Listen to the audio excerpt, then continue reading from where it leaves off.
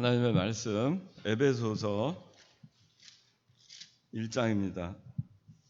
에베소서 1장 4절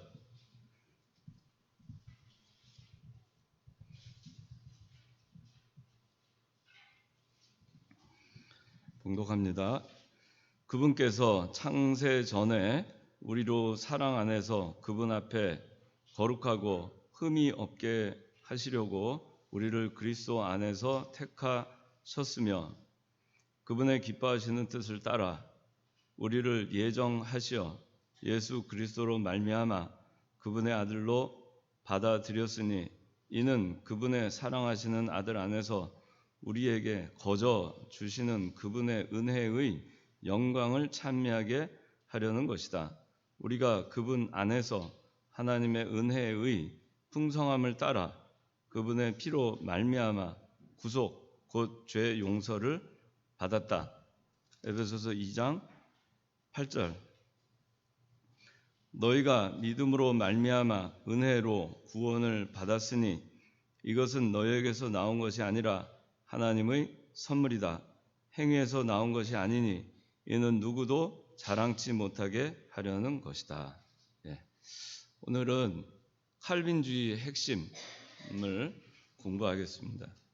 우리가 웨스트민스터 소요리 문답 교리를 왜 배워야 하는가에 대해서 지난 시간에 했는데 웨스트민스터 소요리 문답, 또 웨스트민스터 신도개요, 또 하이델베르그 신도개요, 또 도르트 신조 이런 여러 가지들을 우리가 많이 듣고 있습니다. 그 다음에 웨스트민스터 대요리 문답, 웨스트민스터 소요리 문답, 이 모든 것이 종교개혁 이후에 하나님의 주권을 사람의 행위가 아니라 하나님의 주권에 의해서 우리가 구원받는다라는 것을 그 신조의 핵심으로 그렇게 삼고 있습니다. 그래서 그 웨스트민스터 우리가 소요리 문답을 배울 때 웨스트민스터 소요리 문답의 그 핵심은 하나님의 주권입니다. 이 1문부터 107문까지 전부 그 설명하는 그 질문과 대답의 그 원리는 하나님의 주권에 있는 겁니다. 하나님의 주권. 그래서 사람의 제일 되는 목적이 무엇입니까? 그것도 하나님의 주권에 있는 거예요. 하나님을 영화롭게 하고 영원토록 그를 즐거워한다.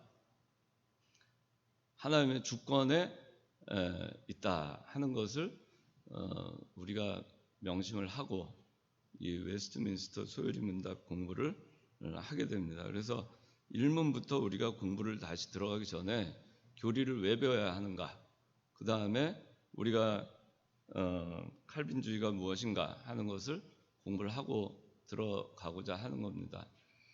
특히 여러분들은 나중에 이 가운데에서 목사님도 나올 수 있고 또 장로님도 나올 수 있고 또 서리 집사지만 이미 집사님이 되신 분들도 계신데 이제 여기서 이제 신앙생활 하면 다들 집사님들이 되실 겁니다. 근데 지난 시간에 배웠지만은 안수 집사 또 장로 목사가 될 때 반드시 그 서약을 하는 그 서약, 헌법에 나와 있는 그 서약에는 웨스트민스터 신도 개요, 그 다음에 웨스트민스터 대소요리 문답에 대해서 묻고 있습니다. 이것이 우리 장로교의 뿌리, 근간이 된다고 하는 것에 대해서 그것을 그대로 인정합니까? 라고 물어봅니다. 거기에 대해서 네라고 다 대답을 하는 겁니다. 그런데 그게 뭔지를 모릅니다. 그러면은 안 되겠죠. 그래서 우리가 교리를 배우는 거고, 그 다음에 이 장로교의 핵심은 칼빈주의고, 우리는 장로교입니다. 그리고 그 칼빈주의의 핵심은 하나님의 주권입니다. 주권이라고 하는 말이 무엇인가? 김영국 집사한테 주권이 있어요?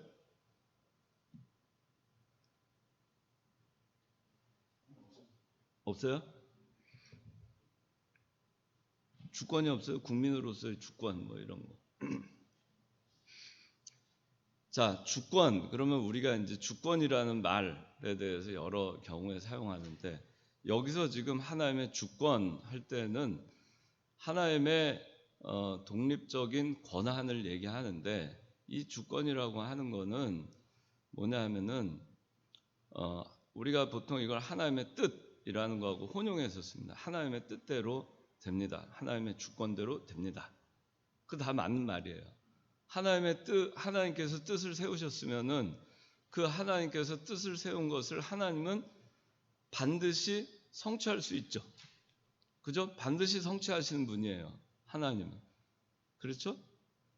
그런데 우리가 뜻을 세웠을 때 그거를 반드시 우리는 성취할 수 있어요? 우리는 제한이 많죠. 나는 나중에 거부가 되겠다. 나는 좋은 직장에 들어가고 싶다. 나는 신앙이 좋은 여성과 결혼하고 싶다. 또 믿음이 좋은 그런 남성과 결혼하고 싶다. 또 나는 무슨 일을 하고 싶다. 나는 무엇이 되고 싶다라고 어렸을 때 뜻을 품습니다. 그렇지만 그 뜻대로 되지 않아요. 왜? 우리는 유한하니까. 우리는 뜻은 세울 수 있지만 수많은 환경의 제약과 내 육신적인 제약과 내 능력의 제약을 받습니다. 그런데 그렇기 때문에 우리는 주권이 있다고 얘기하지 않아요. 우리는 뜻은 세울 수 있지만 주권은 없어요. 이 주권이라고 하는 건 뭐냐면 자기가 뜻을 세웠을 때 그 뜻을 성취함에 있어서 어떠한 장애나 제약을 받지 않고 이룰 수 있는 힘, 그것이 주권이에요. 하나님만이 그것이 가능해요. 그래서 하나님의 주권대로 된다라고 합니다. 주권대로 될 수밖에 없어요. 하나님의 뜻대로 될 수밖에 없어요. 하나님께서 한번 뜻을 정하시면 하나님은 그 뜻을, 약속을 변개치 아니하시는 분이고 전능하신 분이시기 때문에 하나님은 그 약속, 하나님의 뜻을 반드시 성취하실 수 있는 겁니다. 성취하실 수 있는 전능하신 능력을 가지신 분은 하나님뿐이에요. 그래서 하나님의 주권이라고 얘기하는 겁니다. 우리는 주권이 없습니다. 하나님만이 주권이 있는 겁니다. 그래서 우리가 하나님의 뜻대로 된다라고 하는 것은 하나님께서 뜻을 세우시면 그 뜻은 반드시 이루어진다라는 거예요. 반드시 이루어지도록 할 수 있는 능력, 그것이 주권이에요. 그러니까 하나님의 능력대로 된다. 하나님의 주권대로 된다. 우리 그렇게 얘기합니다. 칼빈주의는 이 하나님께서 하시고자 하시는 대로, 하나님의 뜻대로 된다. 하나님은 제약받지 않으시고 제한받지 않으시고 방해받지 않으시고 하나님께서 뜻을 세우신 대로 반드시 이루신다. 그럴 능력이 있으시다. 그걸 인정하는 게 칼빈주의입니다. 칼빈주의. 인간이 아무리 몸부림을 쳐도 소용이 없어요. 하나님의 주권대로 되는 겁니다. 내 생사 화복, 내가 살고 죽고 화가 있고 복을 받는 것이 내가 몸부림을 친다고 해서 복을 받거나 내가 몸부림을 친다고 해서 화에서 벗어나거나 내가 몸부림을 친다고 해서 죽음을 뒤로 미루거나 그럴 수가 없습니다. 내 주권대로 되지 않기 때문에 내 뜻대로 하고 싶지만 내 뜻대로 되게끔 할 수 있는 주권이 나에게는 없어요. 그 능력이 나에게는 없어요. 그 능력이 누구에게 있느냐? 하나님께 있는 겁니다. 내 생사 화복을 결정할 수 있는, 언제 죽을지, 내 화가 언제 임할지, 내 복이 언제 임할지, 그것을 내 뜻과 달리 하나님의 뜻대로 그걸 이루어내실 수 있는 능력을 가지신 분은 내가 아니고 하나님뿐이라는 거예요. 그래서 하나님의 주권에 의해서 내 삶은 진행되는 것입니다. 이루어지는 것입니다. 내가 할 수 있는 것이 없다는 얘기예요. 내 뜻대로 되지 않는다는 겁니다. 하나님의 뜻대로만 된다는 겁니다. 그래서 내 주여 뜻대로 하시옵소서 라고밖에 우리가 할 수가 없어요. 하나님 내 뜻대로 되기를 원합니다. 하나님 이 잔이 내게서 멀어지기를 원합니다. 그러나 나의 원대로 마옵시고 아버지의 원대로 하시옵소서. 그것이 바른 기도죠. 그럴 수밖에 없는 겁니다. 하나님의 원대로 어차피 되는 것입니다. 내 원대로 되는 것이 아닙니다. 그러면 하나님의 뜻은 무엇이냐? 하나님의 뜻은 무엇이냐? 사람이 제일 되는 목적, 하나님을 영화롭게 하고 영원토록 즐거워하는 삶을 살게 하는 게 하나님의 뜻이에요. 거기에 순응하면서 살면은 그러면 내가 복을 받는 것입니다. 그렇게 되는 거예요. 하나님의 주권에 맡기고 하나님께서 원하시는 삶을 내가 살면 그러면 복된 삶을 살게 되는 것입니다. 그러니까 하나님의 주권, 칼빈주의 핵심 그렇습니다. 여기 1618년 다 같이 읽겠습니다. 시작. 1618년 화란 돌투 회의 7개월 154회 회기 알미니우스 5개 주요 교리 검토 이후 돌투 회의에 연구된 내용 튤립으로 간추려 성경과 일치하는 것으로 제시된 종교개혁이 1517년에 마틴 루터에 의해서 불이 붙었습니다. 그리고 개혁의 물결은 중세 카톨릭의 인간의 행위에 의해서 이 연옥에서 천국을 갈 수도 있고 안 갈 수도 있고 또 연옥을 거쳐서 갈 수도 있고 바로 천국으로 갈 수도 있고 그 부패했던 성경에서 벗어나서 인간이 만들어 놓은 수많은 그러한 율법적인 거, 규율적인 거 이런 것들이 이 잘못됐다. 오직 믿음으로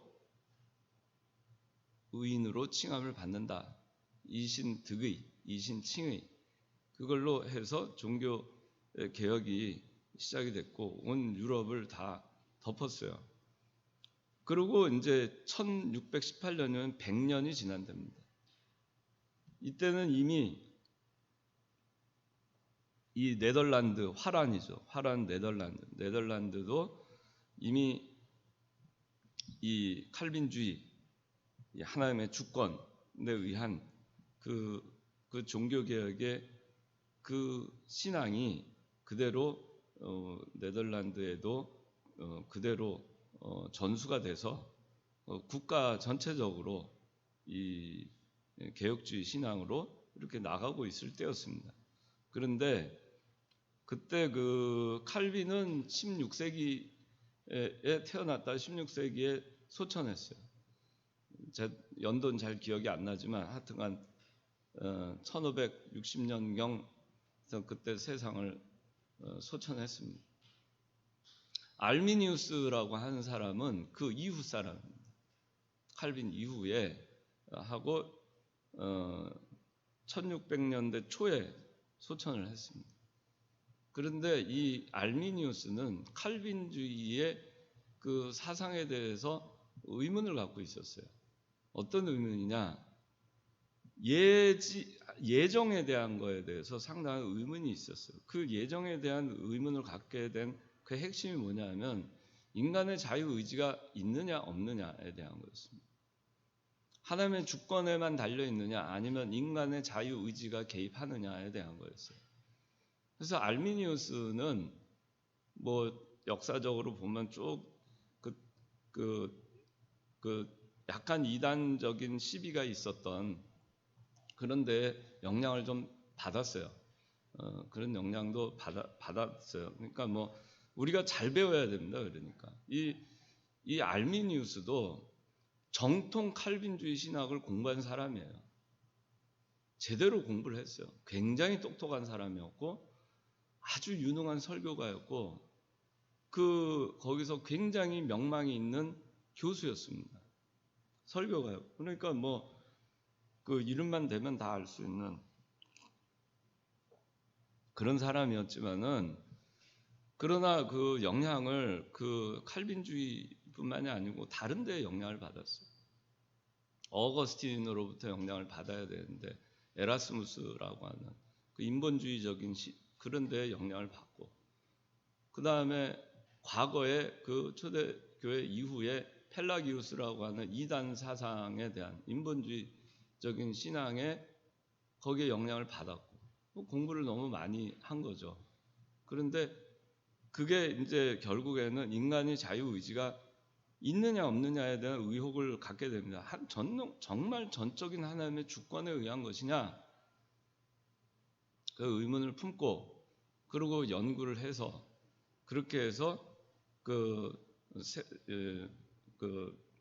책도 써내고 그렇게 하게 됩니다. 그리고 알미니우스가 세상을 떠난 다음에 그 제자들이 이 알미니우스 5대 교리를, 이 화란의 네덜란드 5대 교리를 이 국가 의회에다가 제출을 합니다. 왜냐하면은 네덜란드의 그 국가의 그 종교 국가의 종교 자체가 개혁주의, 칼빈주의로 딱 정해져 있었기 때문에 이거는 조금 수정을 해야 된다 해서 그래서 이 알미니우스의 제자들이 5개에 대해서 이 교리를 만들어 가지고 그렇게 해서 네덜란드 의회에 제출을 하고 그걸 검토를 해달라.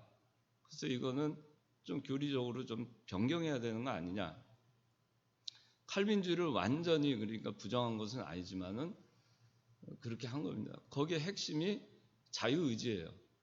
프리윌, 인간의 자유의지. 인간에게 자유의지가 있지 않느냐. 하나님의 주권 있다. 그러나 인간의 자유의지가 있다. 그렇게 주장한 겁니다. 그래서 검토를 해달라 해서 이제 검토를 하게 된 게 1618년 화란 돌트 회의. 이 돌트 회의에서 돌트 신도 개요서도 이 돌트 회의 때 나오는 겁니다. 7개월 동안 154회 회기를 거쳐서 알미니우스 5개 주요 교리를 검토를 하게 됩니다. 그리고는 이거는 전부 잘못됐다. 그렇게 결론을 맺고 이거에 반대해서 이거를 잘못된 거를 반박하기 위해서 튤립으로 간추려서 이렇게 칼빈 5대 교리로 정립이 된 겁니다. 그러니까 칼빈이 5대 교리를 처음부터 만든 건 아니에요. 칼빈이 죽고 알미니우스가 죽고 그리고 알미니우스 제자들이 5대 교리, 알미니우스 5대 교리를 가지고 이렇게 주장을 했다가 그걸 검토를 해서 그거 틀렸다라고 해서 칼빈 5대 교리가 만들어진 거고, 그 튤립이라고 하는 영어의 앞자를 따서 정리가 된 겁니다. 자, 여기 오늘 에베소서 우리가 1장, 자 이걸 한번 주의 깊게 4절, 그분께서 하나님이죠. 창세 전에 우리로 사랑 안에서 그분 앞에 거룩하고 흠이 없게 하시려고 우리를 그리스도 안에서 택하였으며, 언제 택했다고 나와 있죠? 창세 전에. 근데 알미니우스는 이 말씀을 그대로 받아들이지 않습니다. 알미니우스는 창세 전이 아니고 인간의 타락 이후에 하나님이 택하셨다라고 얘기합니다. 그 전에 인간을 만들기 이전에, 창세 전에 하나님이 택한 것이 아니라 인간을 만들고 인간이 에덴에서 타락한 이후 하나님이 택자 불택자를 택한 것이다 라고 얘기하는데, 이 성경에는 뭐라고 나와 있습니까? 언제 택했다고요? 언제? 자신이 없어요? 언제 택했어요? 네, 이걸 믿으세요? 네, 성경에 나와 있으니까 믿어야죠. 5절, 그분의 기뻐하시는 뜻을 따라 우리를 예정하시어 그랬어요. 예수 그리스도로 말미암아 그분의 아들로 받아들였으니 그랬어요. 그분의 기뻐하시는 뜻을 따라서 예정하셨죠. 그죠? 우리의 조건을 보고 예정하셨어요? 아니죠. 그분의 기뻐하시는 뜻에 의해서 택자와 불택자가 정해진 겁니다. 택자 불택자는 하나님의 기뻐하시는 독자적인 하나님의 결정이에요. 하나님의 사랑의 대상자를 독자적으로 결정하신 거예요. 창세 전에 기쁘신 뜻대로 우리를 예정하신 겁니다. 그런데 알미니우스는 그게 아니라 우리를 예정하시는데 그분의 기뻐하시는 뜻의 뜻을 따라서 예정하신 게 아니라 나중에 전능하신 하나님이 딱 보니까 타락한 이후에 쫙 세월이 지나서 오늘날 김일국 집사가 하나님을 어느 날 믿게 될 것을 전능하신 하나님이니까 미리 아신 거예요. 그렇구나. 1900년 1900 몇십 년 5월 5일 김일국이 친구 따라서 창광교회를 나와가지고 어느 날 믿음이 생겼다. 그렇게 아시고서는 전능하신 하나님입니까? 그러니까 얘는 택자 이렇게 결정하시는 거예요. 그렇다라고 알미니우스는 얘기합니다. 왜? 인간에게 자유의지가 있어요. 있다고 보니까 그런 거예요. 그러니까 하나님이 기뻐하시는 뜻을 따라 우리를 예정하셨다라는 게 아니라 하나님이 아무리 기뻐하셨어도 그 사람이 김일국 집사가 1900 몇십 년에 믿지 않으면 하나님이 아무리 기뻐하시는 뜻을 따라서 하고 싶어도 예정이 안 되는 거예요. 믿을 수가 없는 거예요.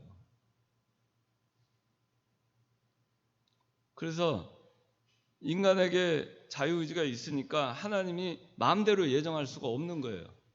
그 사람이 믿을지 안 믿을지를 딱 보니까 저 사람 믿는구나, 저 사람 믿지 않는구나.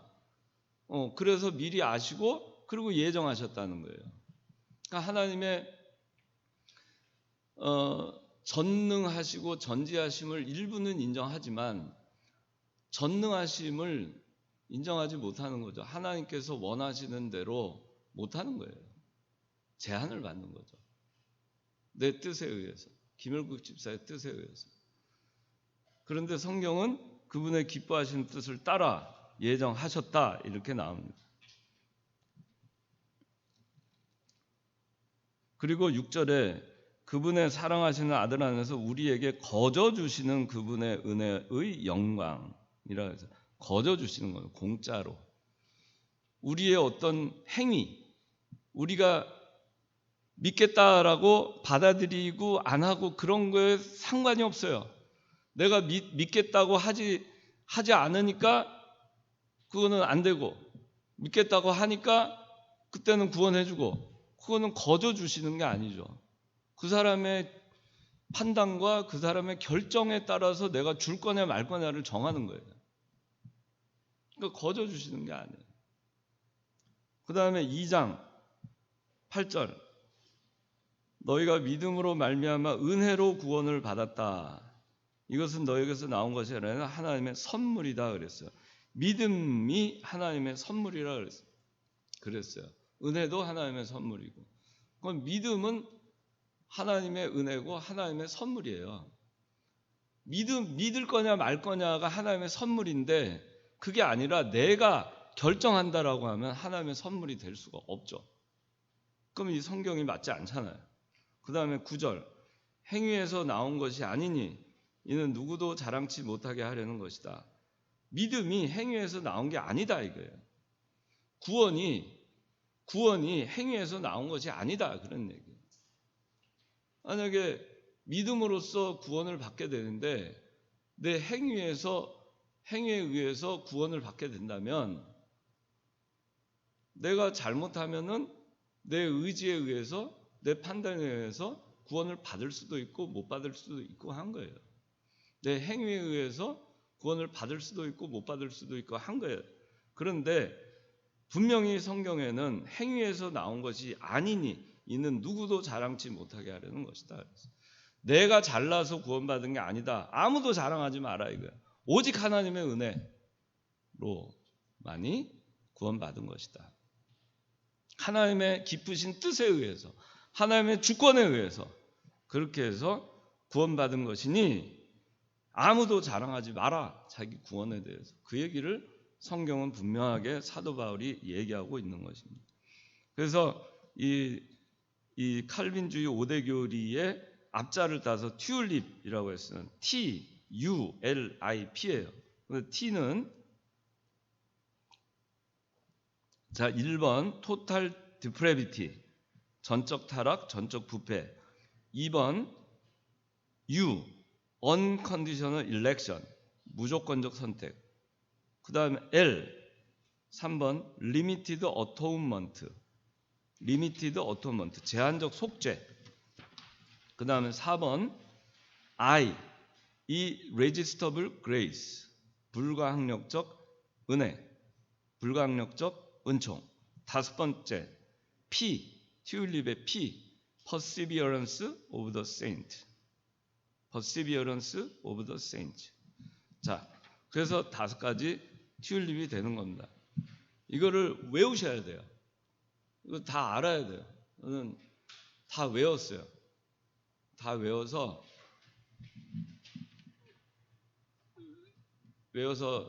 기억하고 있습니다. 김용희 집사 다 외우죠? 한글로. 지용이 회장 다 외우죠? 유주연 다 외우죠? 해봐요 유주연. 튤립.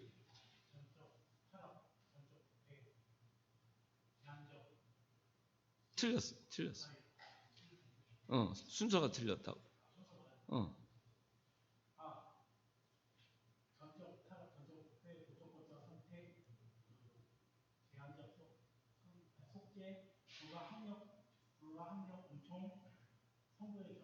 맞았어요.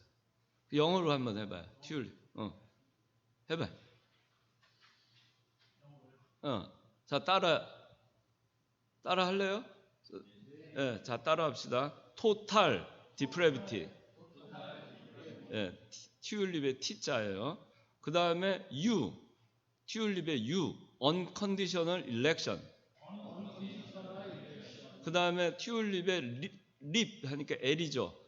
limited atonement. 그 다음에 튤립의 TULI죠. irresistible grace. 그 다음에 튤립의 TULIP죠. P, perseverance of the saints.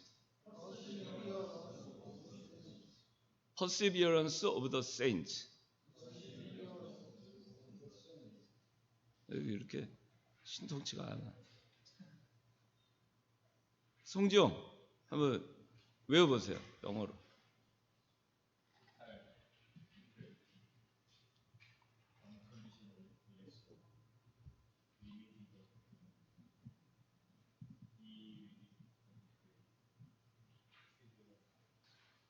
맞았어요.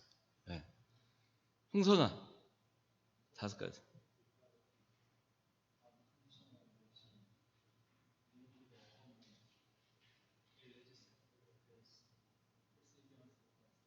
네, 잘했어요. 김재웅. 네.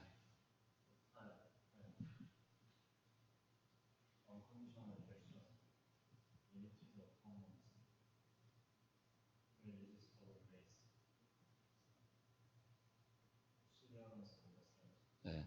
그 다음에 정한이.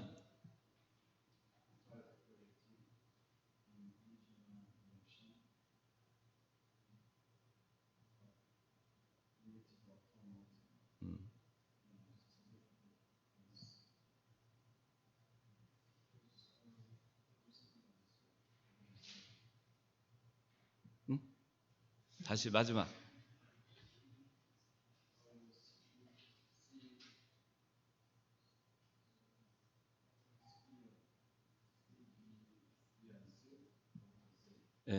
그게 뭐 perseverance가 그 영국식 발음, 미국식 발음 좀 다른데 그 영국식 발음은 perseverance고 그 다음에 미국식 발음은 아마 좀 다를 거야. perseverance 아마 그렇게 얘기할 거야. 근데 하여튼한 거 뭐 발음하기 나름이니까. 그 뒤에 혜은이 한번 해.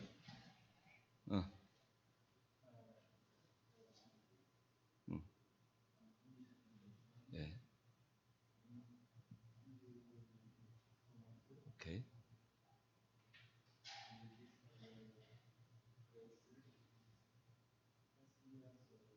아유, 다들 잘했어요. 머리들이 아주 좋아요. 오늘 딱 해가지고 다. 자, 그러면 이게 제가 이 개념에 대해서 알미니우스하고 칼빈주의에 대해서 개념을 다 설명했기 때문에 이제 1번부터 5번까지 하는 거는 아주 쉽게 여러분들 이해할 수 있어요. 1번, 자, 토탈 디프레비티, 전적 타락, 전적 부패, 알미니우스 자유의지에 대한 반박, 자, The will of God, 하나님의 뜻, 인간의 자유의지대로 되느냐, 하나님의 뜻대로 되느냐, 하나님의 뜻대로 되는 거죠. 하나님의 주권대로. 자, 에베소서 2장 1절에 허물과 죄로 죽었다. 2장 3절 본질상 진노의 자녀이었더니, 로마서 3장 10절 기록한 바 의인은 없나니 하나도 없고 깨닫는 자도 없고 하나님을 찾는 자도 없고, 그 얘기는 뭐냐면은 인간은 토탈 디프라비티 했다는 얘기예요. 전적으로 타락했다. 전적 부패했다. 전적으로 무능하다. 언제 타락했어요? 전적으로. 맞아요. 선악과를 따서 먹은 이후 전적으로 타락합니다. 그 전까지 인간에게 자유의지가 있었어요, 없었어요? 있었어요. 인간의 자유의지는 하나님께 순종할 거냐 불순종할 거냐를 정할 수 있는 자유의지였어요. 선과 악을 택할 수 있는 자유의지가 있었어요. 그때까지만 해도 행위언약 때였기 때문에. 그런데 그 자유의지를 가지고 있는 인간이 하나님께 순종하는 그 하기로 의지를 사용하지 아니하고 불순종하기로 의지를 쓴 거예요. 그래서 이제 인간이 선악과를 따서 먹은 직후 인간이 어떻게 됐어요? 하나님과 관계가 끊어지고 죽었죠. 영적으로. 자, 영적으로 하나님과 단절되어 있는 상태는 죽어 있는 상태죠. 영적으로. 죽어 있죠. 영적으로. 영적으로 죽어 있는 불신자 우리가 믿지 않는 사람에게 영적으로 죽어 있는 상태입니다. 우리가 시체.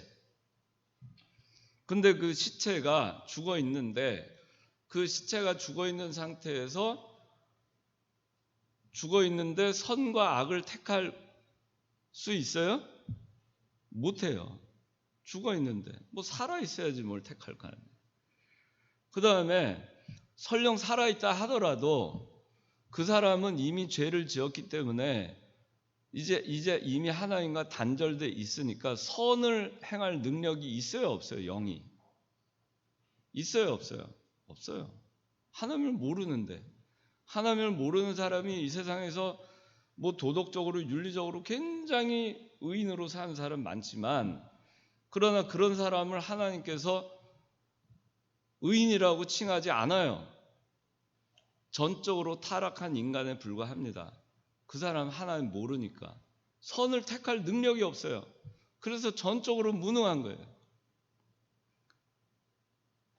그래서 인간이 범죄하고 난 다음에는 선이라는 걸 택할 능력이 없어진 겁니다.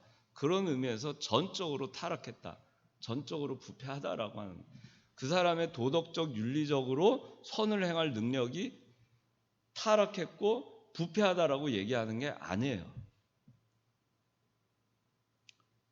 그래서 인간이 자유의지는 행위 언약을 범한 직후 상실됐습니다.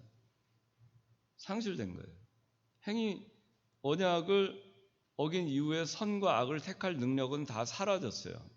오로지 악밖에 행할 게 없어요. 그 인간은 하나님을 모르니까. 그렇잖아요. 하나님과 관계가 단절되어 있는 사람이 하나님과 아무 상관없는 삶을 사니까 하나님이 보시기에는 그 사람은 그저 타락한 삶을 사는 것에 불과한 것입니다. 하나님 앞에 선이라는 것이 없어요. 그래서 로마서 3장 10절에 기록한 바 의인은 없나니 하나도 없고 그랬어요. 없어요.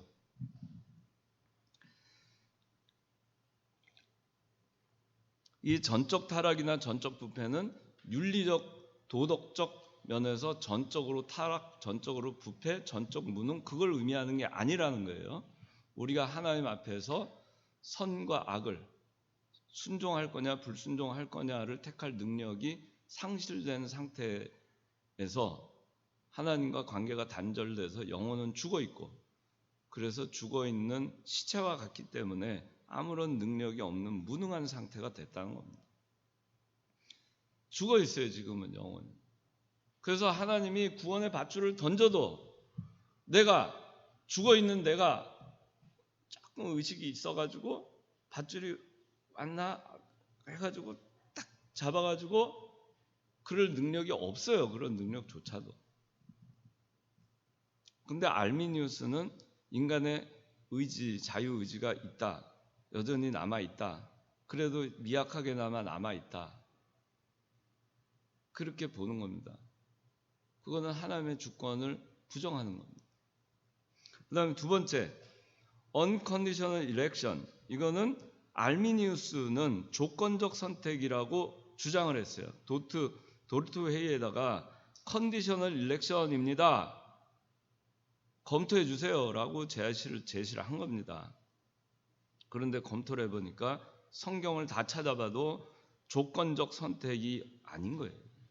그래서 무조건적 선택이다라고 결론을 내린 겁니다. 자, 에서하고 야곱이 태어날 때 하나님이 태어나기 전에 에서하고 야곱이 태어나기 전에 누구를 택하셨어요?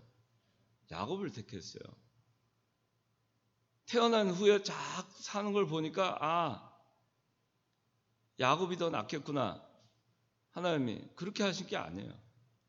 낳기 전에 이미 야곱을 사랑하고 에서는 미워하였다 했습니다. 로마서 9장 13절 여기 보면 기록된 바 내가 야곱은 사랑하고 에서는 미워하였다 하신 것 같다. 갈라디아서 4장 21절에서 31절에 하갈과 사라가 나옵니다. 이거는 뭐냐면, 자, 알미니우스는 조건적 선택이라고 합니다. 그런데 그게 아니다. 이걸 하갈과 사라를 봐라 이거예요. 하갈과 사라의 대표적인 것은 뭐냐면은 사라는 약속의 자녀 이삭을 낳은 거예요. 인간적으로는 전적으로 무능하죠. 태가 닫혀 있고 죽었죠. 그렇죠? 무능한 상태였어요. 생산할 능력이 없어요. 그런데 하나님의 약속을 믿고 이삭을 낳은 거예요. 이삭은 약속의 자녀입니다. 하나님의 택해서 그 후손으로 하기로 약속해서 낳은 거예요. 그러나 육신의 자녀, 율법을 따라서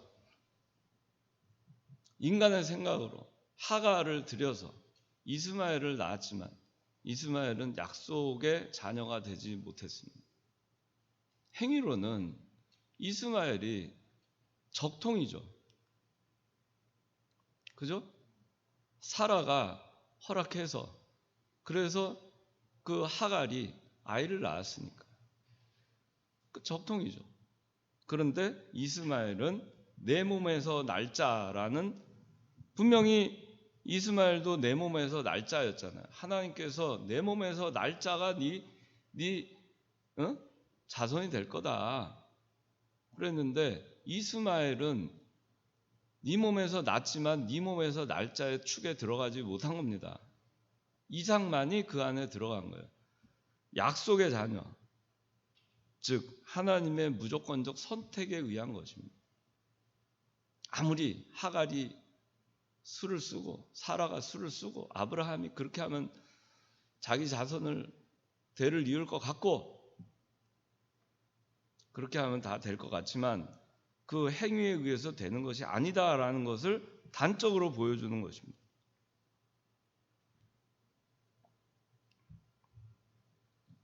그 다음에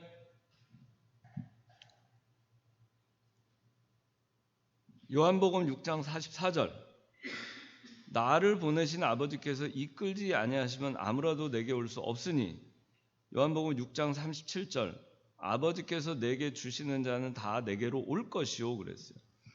무조건적으로 선택하는데 조건적으로 선택한다는 거는 자 이거는 뭐냐면은 그 사람의 어떤 행위에 의해서 하나님이 이끌지 안 이끌지를 정하는 거 아니에요? 그죠? 그렇다는 거 아니에요? 그런데 그게 아니라는 거예요. 하나님께서 이끄시면은 안 따라올 자가 없는 거예요. 이끌지 아니하시면 아무도 내게 올 수 없고 자기가 아무리 조건적으로 컨디셔널 일렉션 하고 싶어도 조건적으로 내가 잘 행위를 잘해서 구원받고 싶어도 선택받고 싶어도 그래도 아무라도 올 수 없다 그랬어요. 나를 보내신 아버지께서 이끌지 아니시면 아무라도 내게 올 수 없어요. 아버지께서 내게 주시는 자는 역으로 아버지께서 이끌지 않으면 아무도 못 오지만 그러나 아버지께서 내게 주시는 자는 다 내게로 온다 그랬어요. 아버지께서 이끄는 자는 다 올 수밖에 없는 거예요. 마치 그물을 던져가지고 베드로가 던져가지고 그물을 땡기니까 그 안에 물고기들이 그물에 끌려오듯이 안 끌려올 수 없는 거예요. 하나님께 붙잡힌 바 돼가지고 끌려오는 물고기가 되는 겁니다. 안 끌려올 수가 없어요. 다 내게로 가는 겁니다. 그래서 무조건적으로 하나님이 그물을 내려서 잡아 당기면 다 오는 겁니다. 무조건적 선택이에요. 내가 안 가겠다고 몸부림 쳐봐야 소용없습니다. 세 번째, 제한적 속죄. 알미니우스는 이거를 갖다가 돌트 회의에다가 유니버설 어톤먼트입니다라고 주장을 했어요. 예수 그리스도께서는 만민을 위해서 십자가에 못 박혀 죽으셨습니다. 어떻게 예수님이 특정 그런 사람들만을 위해서 그럴 수 있습니까? 하나님이 세상을 이처럼 사랑하사 독생자를 주셨으니 이는 저를 믿는 자마다 멸망치 않고 영생을 얻게 하려 하심이니라 하지 않았습니까? 누구에게나 기회가 균등하게 주어져야죠. 유니버설 어토먼트, 보편적 속죄. 그럴듯하죠.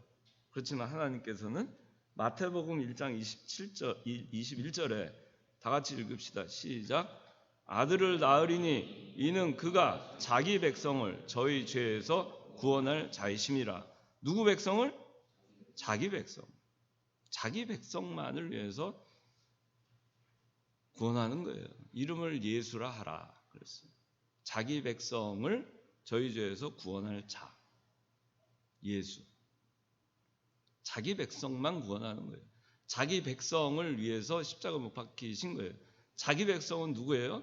창세전에 하나님께서 무조건적으로 선택한 사람들이에요.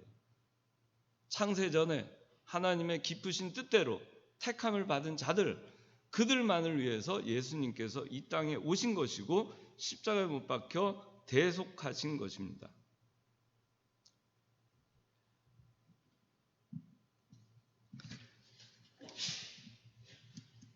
자, 그 다음에 네 번째, 이 레지스터블 그레이스, 불가항력적 은총. 알미니우스는 옵스트럭터블 그레이스라고 주장을 했어요. 돌트 회에다가 이걸 제안을 합니다. 인간은 거부할 수 있습니다. 저항할 수 있습니다. 하나님의 밧줄을, 구원의 밧줄을 내리시면, 던지시면 내가 이것을 테이크 할 것이냐, 리브 할 것이냐, 테이크 or 리브. 그거를 내가 결정할 수 있는 거예요. 왜? 뭐가 있으니까? 프리 윌이 있으니까. 인간에게는. 알미니우스는 이 프리 윌이라는 거를 인간이 가지고 있기 때문에 그렇게 된 거예요. obstructable grace. 하나님이 은혜를 베푸세요. 은혜. 하나님이 은혜를 베풀었는데 구원을 받지 못할 수도 있어요. 에베소서 2장 8절에는 은혜로 구원을 받았으니 그랬는데 은혜로도 구원을 받지 못할 수 있다는 겁니다. 그만큼 하나님의 은혜가 불충분하고 무능하다는 얘기예요. 결함이 있다는 얘기예요.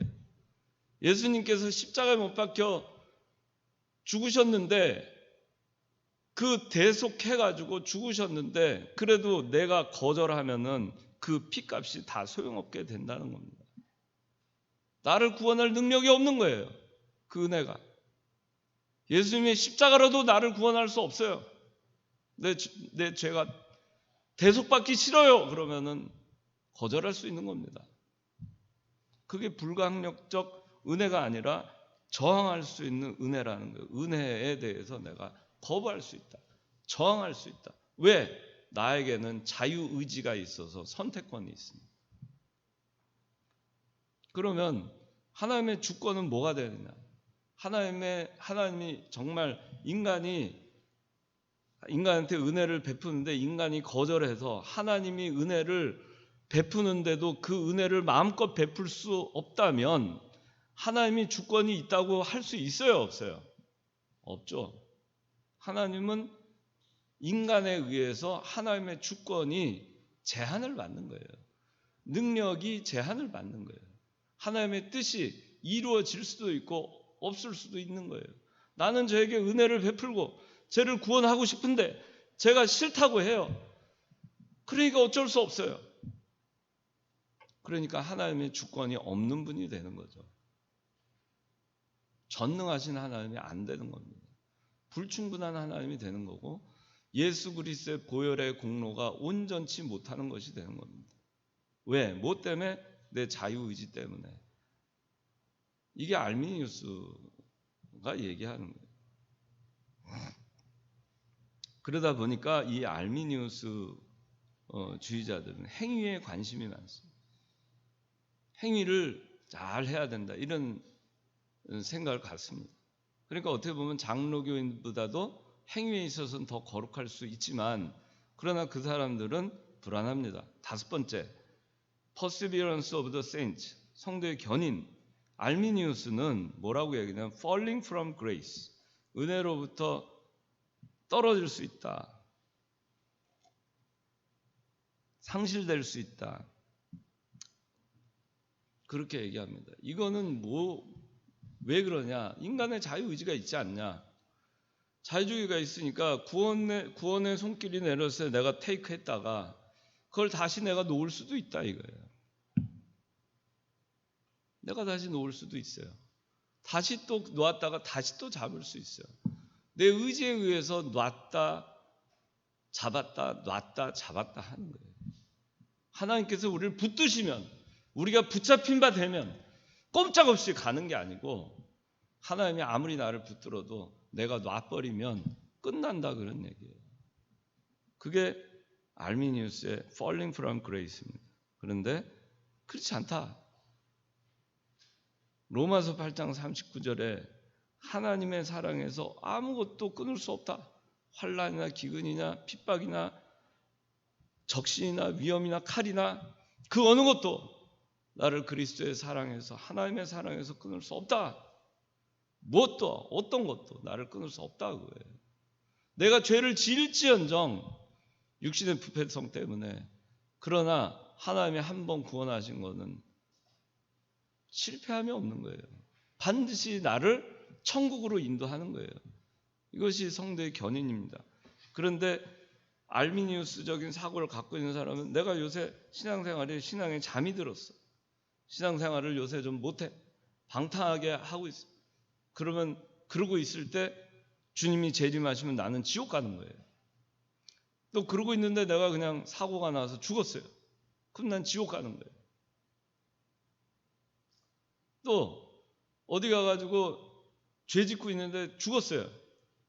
그러면 그때 어떻게 돼요? 지옥 가는 거죠. 자기가 지옥 가냐 천국 가느냐 하는 것이 그때 상황에 따라서 너무나 불안한 겁니다. 그러니까 전전긍긍하면서 신앙생활 하는 거예요. 불안감과 공포감과 하나님이 그저 두려운 대상밖에 안 되는 거예요. 사랑의 하나님, 은혜의 하나님, 기쁨의 하나님, 내가 하나님의 나라에서 의와 평강과 기쁨의 세계에서 정말 행복하게 사는 그리스도께 다 맡기고 하나님의 나를 끝까지 포기하지 않으시고 붙들어 주실 거니까 그냥 안심하고 가는 그런 신앙생활이 아니고 전전긍긍하면서 사는 거예요. 그래서 이 칼빈주의와 알미니우스도 천당 갑니다. 알미니우스 신앙을 가진 사람들. 왜? 예수 그리스도를 믿으니까. 그렇지만 그 사람들이 이 세상에서 신앙생활할 때 무슨 기쁨이 있겠어요? 예전에 중세 때 카톨릭 그 중세 수도사들이 채찍의 방 들어가 가지고 하루에 그 채찍의 방 가서 자기를 채찍질을 하는 거예요. 채찍질을 하는. 40에 가면 하나 39대 채찍을 하고 피투성이가 돼 가지고 나오는 거예요. 그리고 하루 내가 그리스도의 고통에 참여했다. 그러는 겁니다. 그러니 예수 믿는 것이 너무 힘들어요. 루터가 종교개혁하기 전에 그 빌라도의 계단에 그 순례하는 그 가운데 빌라도의 그 계단에 올라가는데 그 계단이 뭐 몇 개죠? 하여튼 몇 개를 올라가는데 그 계단을 올라가는데 계단에 유리 조각, 돌 조각, 뾰족한 돌 조각을 쫙 깔아놓습니다. 순례자들은 거기를 한 번씩 거쳐야 돼요. 근데 무릎으로 거기를 올라가야 돼요. 그 무릎으로 올라가니 무릎이 남아나겠어요? 피투성이가 돼서 올라가는데 올라가다가 로마서 1장 17절이 생각난 겁니다. 오직 의인은 믿음으로 말미암아 살리라. 로마서 1장 17절 맞나요? 예. 오직 의인은 믿음으로 말미암아 산다. 이게 들어오면서 그 빌라도의 빌라도의 그 계단에 올라가던 데에서 중도에 내려옵니다. 그리고 종교개혁의 불꽃이 시작이 되는 거예요. 오직 의인은 믿음으로 말미암아 사는 것인데 내 행위로 사는 것이 아닌데 그리스도의 은혜로 내가 사는 것인데 내가 이렇게 해서 되는 것이 아닌데 내가 너무 고통스럽게 그리스도를 믿었구나. 기쁨이 없이. 그렇게 된 거예요. 그래서 이 칼빈주의는 기쁨의 신앙입니다. 여러분들이 이 칼빈주의를 잘 이해하시고 이제 우리가 웨스트민스터 소요리 문답을 공부하면서 기쁨으로 하나님께 다 맡기고 하나님의 주권을 믿으며 그러면서 신앙생활을 하는 여러분들이 되시기를 바랍니다.